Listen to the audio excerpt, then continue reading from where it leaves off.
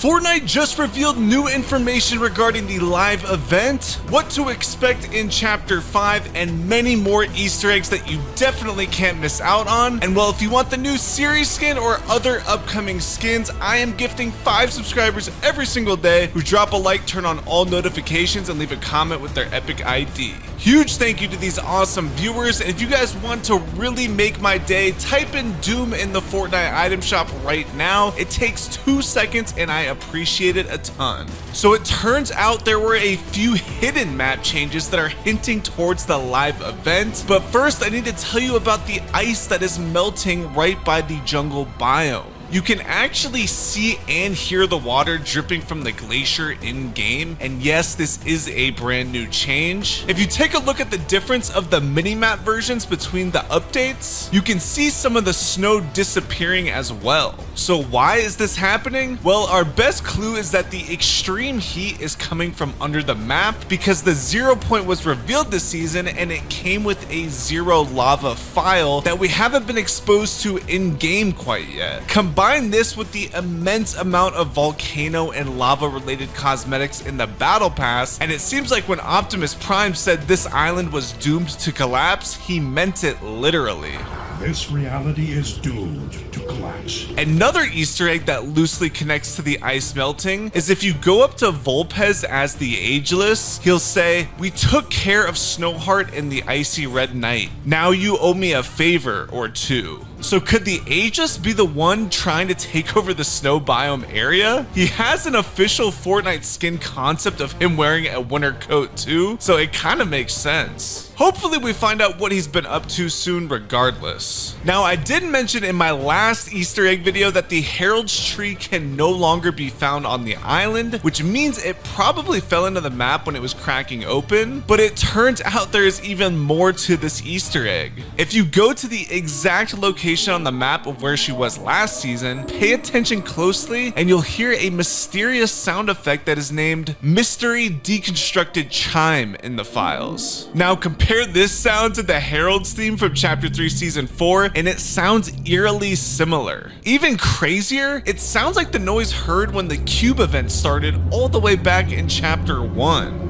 It seems pretty obvious to me that this is teasing the return of the last reality, but obviously I can't confirm that 100%. I can confirm though that Fortnite released a skin concept of a new version of the Herald, so it is pretty likely she'll return in this form. Our next Easter egg, I'd guess 99% of you missed because it's just a crashed truck in the jungle that appeared last update. We learned from a daily quest that slurp plants in game were created from the slurp factory runoff, so I thought maybe this truck dropped slurp juice in the water, but those plants were already here in the beginning of the season, so that doesn't really make sense. We'll have to pay attention to the water and see if anything changes to try to find out what this truck dropped, but if you have an idea, feel free to let me know in the comments. For number 5 though, let's start getting into the more juicy stuff because Optimus Prime and Sloan have just given us a lot of clues here at Rumble Ruins. There's a new message from Optimus Prime that we reveal by activating a crystal, and this crystal looks exactly like the 0 point crystals we saw in Chapter 2 Season 5. I found this strange because that was the same season that Potassius Peels in the Coliseum was introduced to us, and well, remember we got a new landmark of him this season as well. I really don't have a solid theory on what this means, to be honest, but I do know that we're probably getting a desert biome next season thanks to the new types of cacti that were found in the files and this loading screen that shows the 0 point pulling in a desert biome. Finally, we know both Sloan and Trace are supposed to get some sort of sand powers at some point. So with all these clues about a desert, I feel like there's got to be some sort of significance here, but you guys will have to let me know your theories. More importantly though, Optimus Prime says the power of the 0 point has faded and formidable enemies have taken notice. Who these enemies could be though are pretty limited, since basically the only substantial factions we know of are the Last Reality, the Seven, and the Imagined Order. Optimus then says though, you must brave the unknown, which seems like a hint to the Nothing, since the Nothing itself mentioned giving yourself to the unknown back in Chapter 3 Season 4.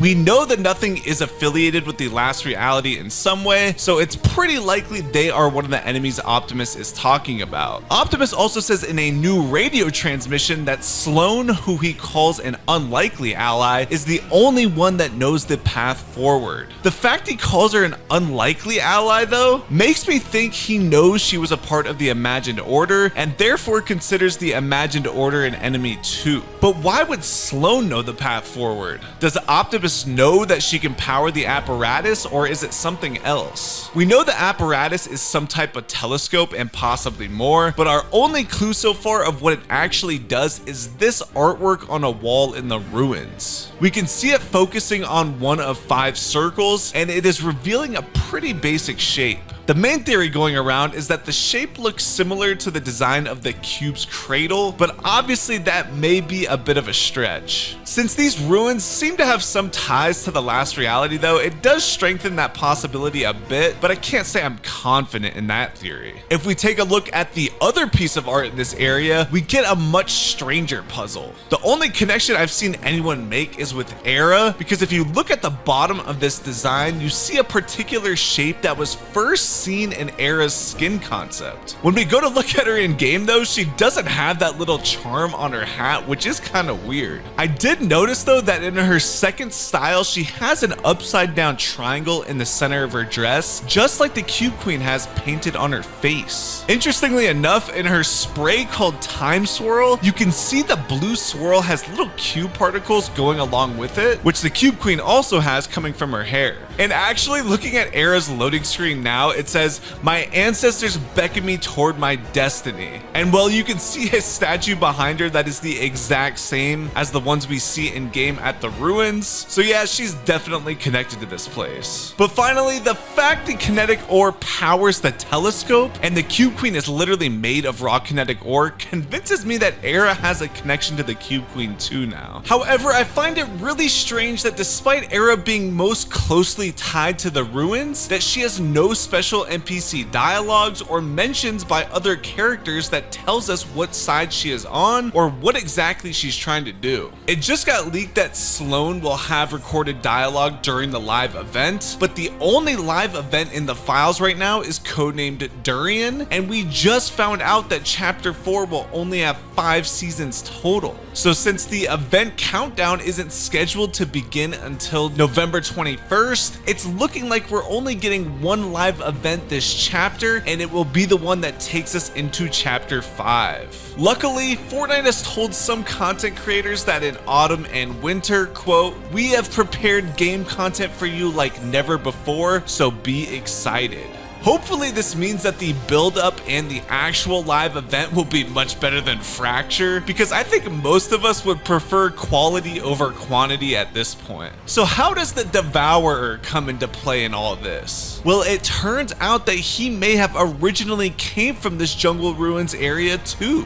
This new green psychic energy that Trace, Rian, and most importantly, Era share has only been seen once before in Fortnite, and that was from the Devourer himself. We know that either him or a new version of him is alive, because back in chapter 3 there were Caddis cave creature groans, and if you didn't know, Caddis is the codename for the Devourer, but this cave was never revealed to us, so presumably it was under the chapter 3 map the whole time. Also, in the Fortnite Zero War comics, the Devourer was actually drawn as a T-Rex, so it is possible that he is related to the raptors in some way. Now that we know there are a lot of mysteries awaiting below the island, and Fortnite is hyping up their next release of content, what better way than to bring back one of the most iconic villains in Fortnite live event history. Next up, an Easter egg we got out of the blue was included in this new style of the Beach Bomber. If you take a closer look at her tattoos, you'll see they have to do with the Fox clan. It's actually not as random as you might think, because Drift and Bright Bomber were one of the first official Fortnite couples in the game, as shown in this loading screen from chapter 1.